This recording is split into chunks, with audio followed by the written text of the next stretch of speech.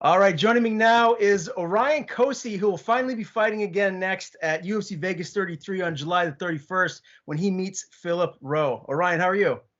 Doing good, doing great. Just got done sparring earlier and forgot to eat right before. So I gotta get some food in me after this. Well, no doubt, man. I appreciate the time as always. It's been a minute since we've seen you inside the cage. Your Dana White's Contender Series performance. That was the last time that the MMA fans have watched you compete, man. So what has life been like for you since then? I know you battled through an injury. How are you feeling right now? Feeling great. They were telling me 18 to 24 months. And then I turned that into like a 3.5 month recovery. So fuck science, fuck the doctors. Not really, but I just like to joke around with all that kind of stuff. I heal fast. It's one of those things. I heal really quick. I don't know why. I've had doctors multiple times tell me like, man, you can't lift weights anymore. Like 2 days later, I'm like, yeah, I'm lifting heavier now. It feels good, but since the Contender Series fight, let's see, got married, went to Mexico. Thought my wife and I were going to be stuck inside a hurricane category 5. Turned from a category 5 to a category 1 as soon as it touched landfall. So that was fortunate for the hurricane. I was ready to fight it too, but I got the call during my honeymoon actually to fight Nate Dalby, and I just started training. So my wife was like, "What are you doing?" I was like, "I gotta get ready for a fight." She's like, "Wait, what?" And I was like, "Yeah, I took a fight."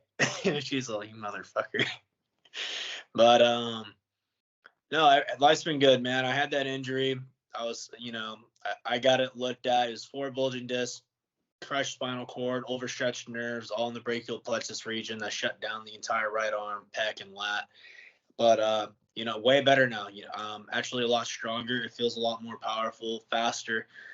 Just, I think it was finally my body saying, "Hey, asshole, it's time to take a break." Because I didn't really take breaks. Maybe like a day or two here and there. But I was training about 3 to 4 times a day. And eventually all of it adds up. And it was just years and years of, just training piling up on top of itself. And my body finally said, "Hey, dude, it's time to shut down for a bit." And then I just told my body, let's start it back up because I didn't feel like getting fat. Okay, a lot to unpack right there. First of all, I got to say congratulations. I haven't had a chance to talk to you since you got married. So congratulations there. Very happy for you. And did I hear you say while you were on the honeymoon, you accepted the fight, right? Is that what you said? Yeah, my manager hit me up, Jason. He's like, "Hey, brother, I got a fight opportunity right now. It's against Nick Dolly." I was like, "I don't fucking know who that is, but I'll take it." He's like, "Well, look him up for us." I was like, "I already told you to sign the contract." He's like, "Fuck, I love you, bro." And he hung up. Called me back 5 minutes later. He's like, "All right, we got the fight." I was like, "Fuck, sweet, awesome." So I went down to the beach and started running. So that was all supposed to happen in November of 2020. So you fought a Yeah. contender series in August of 2020. Then here we are in November 2020. You accept this fight against Dalby.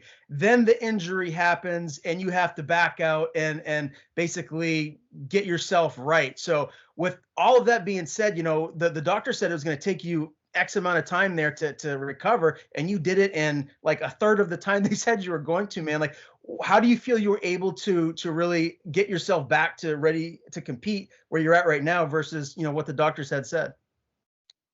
More of a mental and physical push. It was painful. This shit hurt. Like I couldn't even use my arm. I couldn't sleep for like 3 to 4 days because of how bad the pain. It felt like. All right. So if you're a little, for all the people that end up listening to this podcast, if you're a little wheezy, you might want to skip ahead for like the next 10 seconds, but I'm going to explain it right now. It felt like somebody was taking a bunch of needles and knives and sticking it into my neck all the way down through my arm and then moving it around like this but through like every single part of the body, from the chest, the lat, the net, the trap, all the way down my arm. It just felt like somebody just kept taking like little tiny acupuncture needles and digging around inside my skin all over. That's the only way I can describe it. Damn, man, that sounds brutal. And now you're feeling back to as good as you have been. I mean, how exciting is it to know that you're stepping back into the octagon in just a couple of short weeks? Feels fucking awesome. I can't wait to fight. Wait, man. I love fighting. So Team Alpha Male, been your home gym for a while now. What have things been like as far as this camp preparing for your opponent here in Phillip Rowe? To be honest, I was in and out of there. I've been in and out of there. I've been more so at my workplace training over Alpha Male, but I was at Alpha Male today, and I'm going to be there through the rest of the week and the rest of the camp. I was actually just talking to Uriah about it, and I'm just trying to find a way to be like, okay, well, what can I do to not overtrain? Because what happened during my overtraining was I was also taking on too many miles in my car, and sometimes I just have to drive straight to training, straight back to work, and I forget to eat, I forget to recover. And so I started telling myself, I was like, let's do this a little differently. So I feel a lot stronger. I've been getting the work in wherever I can. If I'm not at Alpha Male, I'm at my workplace training. If I'm not at my workplace training, I'm at Alpha Male. If I'm at neither, it's like I was telling the last interview, I was out in the woods training, swimming, carrying rocks, shoulder pressing rocks, throwing, branches and stuff like that, climbing trees. I just like being out in the woods. I like being a res boy. What's your weight at right now? I mean, we're still a couple of weeks out, but were you able to maintain your weight through everything you've been through, or did it, move up or down in one way or another? Bigger. So I was at 215 eventually, and then I started telling myself, I was like, you know what, my body's healed. It's time to start cutting back down. And I think right now I'm about 192, 193. I haven't checked my weight yet. I think after practice, though, I felt pretty light, and I'm looking leaner. And so I got to go check my weight. I know yesterday I was about 196, and that was after a meal. And so it just depends on if I ate or not. Is that about normal for you at this stage in the process before a fight? Yeah. So next week, by next Friday with 1 week to go, I'll be about 187. And then the week of, I'll be less and less. Very good. I got to ask you about your brother, man. Obviously, his last fight didn't go the way he wanted to. It's the first time we've seen him lose. How's his mental side right now? Is he still feeling really positive, and when can we expect to see him back? Oh, he's super positive. I mean, he didn't lose because the other guy was better. He lost because he tore both his labrums and his shoulders. I mean, what else are you going to do about that? Right after the fight, the doctors pretty much said, yeah, you tore your labrums. We're going to have to do surgery ASAP. And so he's just been out because he had to do back-to-back surgeries. As soon as one arm was done recovering, he had to get the other arm, performed on. But I actually just saw him yesterday, and I saw him this morning as well because he's taken off to Vegas. But he's been really positive about everything. And that's all you can do. It's not that he lost because he wasn't better than the other guy. He knows why he lost, and he knows how to, become a better fighter from it. And he knows exactly what to do. He's just, going to do what he needs to do to recover. He feels strong, though. I've trained with him a little bit yesterday. He's feeling strong. He feels good. And, we were just talking shit to each other and just having a good laugh. And I can't wait to have him in my corner. What's the timetable for him to get back in the octagon? Are we looking 2022, or do you think he could get back for the end of the year? Let's see. I'm hoping. This is my hope. I hope end of November or early December he'll be able to get a fight, and if so, then I want to hop on the same card as him. Obviously, it's always fun to fight on the same card. But if not, then just maybe early 2022. But with the way he's recovering, we recover fast, so I'm hoping he gets a fight sooner than later. Yeah, no doubt. I got to get your take on the Conor Poirier trilogy fight. The way that ended isn't the way everyone wanted it to, with Conor being injured, but it didn't look like things were really going his way early on. Dustin looked pretty good there in the first round. What's your takeaway from that? And do you believe once Conor gets back, because I'm sure he will, how good do you think he's going to be? Are we going to see a guy that's challenging for a title, or do you think he's just going to be a guy that's selling pay-per-views? Just a guy who sells pay-per-views at this point. I mean, honestly, there's talks about him getting an immediate rematch against Dustin Poirier, but it's like, why? He got his ass whooped in the first round, and people talk about like, well, the second round was going to be different. It's like, no, McGregor has never gotten better as the fight goes on. Like, everyone knows this. We've all seen McGregor as the fight goes on. He doesn't get better. He gets tired. Dustin Poirier gets better as the fight goes on. You feel like Poirier would have ended it in the second round, if not the second, then the third. But I don't feel bad for McGregor, man. The guy said a lot of shit you don't say. Had he just kept it between him and Poirier, that would have been one thing, but you don't bring people's family into the mix. And all those McGregor fanboys, they're ridiculous, man. Fucking ridiculous. Now trying to bring Poirier's like kids into it and all that shit. It's fucking sickening. People like that deserve to fucking get beat up on the street and left with their fucking head open on the sidewalk. All right. Well, I appreciate you giving me your take on that. I do want to ask you too, man, talking about your weight class specifically, it looks like the next title fight will be Usman versus Covington too. And I'm stoked for that fight. I thought the first fight was amazing, and I'm really intrigued to see how the second fight plays out. What is your early prediction if that is what we see next for the 170-pound gold? Well, first and foremost, it's about fucking time. I mean, that fight should have happened well before Masvidal 2 happened. But yeah, it's gonna be a tough one because the last time we saw Covington fight Usman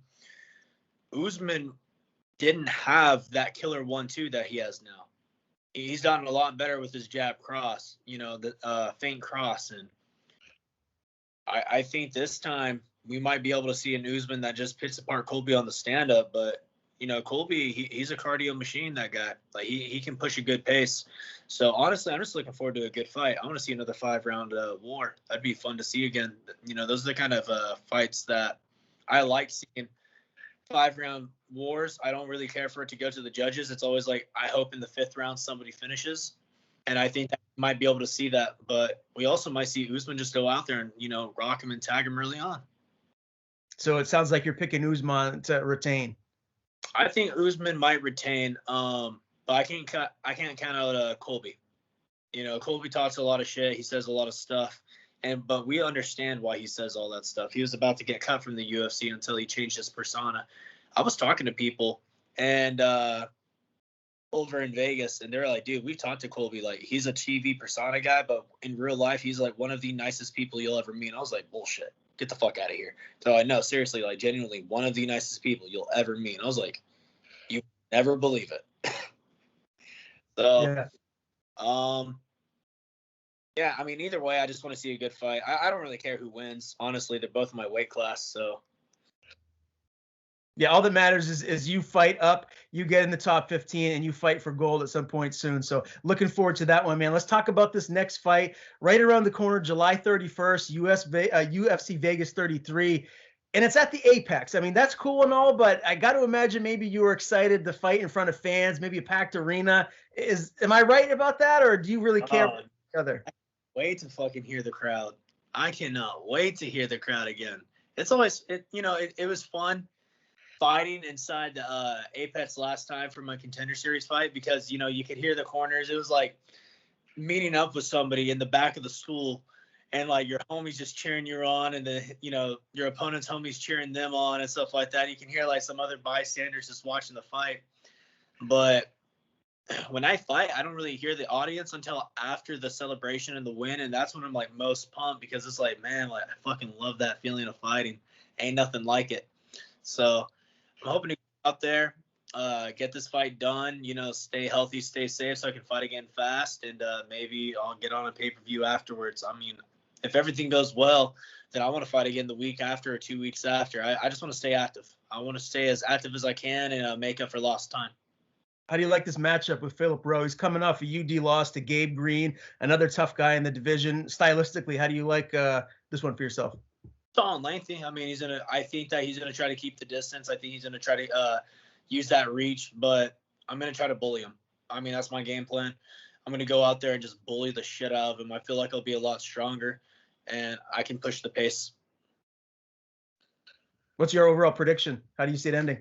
I'll finish the fight. I won't let it get to the judges. I will finish the fight as I always do. It may not be in the first or the second, but I will finish it one way or the other. I've been I don't know, man. Every time I visualize how I get to finish a fight, I never finish it that way. But every time I don't tell myself I have a prediction, I always finish with a knockout. So I want to knock the guy out, but I also want to submit him. But I also want to split his head open. I just want to finish the fight, dude. I just can't wait to fucking fight again. Absolutely, man. I'm excited to see you back in there, dude. It's been far too long. Again, July 31st, UFC Vegas 33. Orion Cosce, Phillip Rowe. Always a pleasure talking to you, my man. Before I let you go, I want to give you the floor. Anyone you want to thank, please do so, and tell people where to follow you on social media. Yeah, you can follow me at Galaxy Cosce on Instagram and Twitter. I mean, if you add me on Facebook, I'm not gonna add you back. I'm not that kind of guy. I don't know people. I don't just add random people. Um, I want to thank my wife first and foremost for everything she helps me do. She coaches clean stuff like that. She just makes sure I train. Takes good care of me, so I have to take good care of her. And then I want to thank my brother always for being in my corner and helping push Alpha Male, Lost Boys, the UFC gym here in Rockland where I work. My striking coach Ezra for all the mitt work he's been giving me, and then for all the guys at Alpha Male that I've been working with, or the guys at UFC Gym Rockland I've been working with, and then for the sponsors, I want to thank Get Right, Gray Bush, Steph Dalkey, who has like Deterra and stuff like that. And then I also want to thank Iridium Sports, my management, for hooking me up with Slate Milk. And it's so good and so right. That shit's fucking fire.